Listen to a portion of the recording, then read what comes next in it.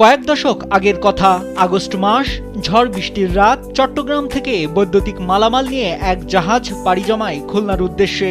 পথিমধ্যে ঝড়ের কবলে পড়ে জাহাজটি। শেষ পর্যন্ত মালামাল নিয়েই নদীতে ডুবে যায় বিশাল সেই জাহাজ। তৎকালীন সরকারের উদ্যোগে সরকারি কিছু মালামাল উদ্ধার করা গেলেও জাহাজটি পড়ে থাকে নদীর তলদেশে। যে অতল নদীতে জাহাজটি ডুবে যায়, 2 যুগ পর সেখানেই জেগে ওঠে চর।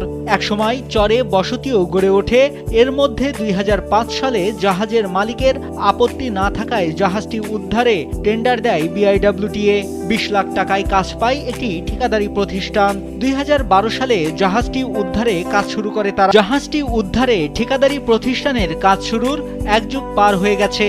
জাহাজটি উদ্ধারে 3টি শক্তিশালী বিকেবার্স, বিশেষ ধরনের ক্রেন, আধুনিক প্রযুক্তি ও সরঞ্জাম ব্যবহার করা হয়। এসব যন্ত্রাংশ ব্যবহার করে 5 একর জায়গা জুড়ে খনন করা হয়। তার মধ্যে এক স্থানে 70 হাত খুঁড়তেই বেরিয়ে আসে কাঙ্ক্ষিত সেই জাহাজ।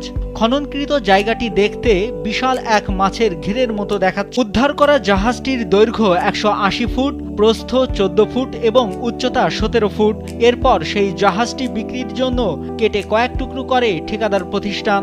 জাহাজ তোলার খবর ছড়িয়ে পড়তেই তা দেখতে ভিড় করছেন স্থানীয়রা, আবার অনেকে আসছেন দূর দূরান্ত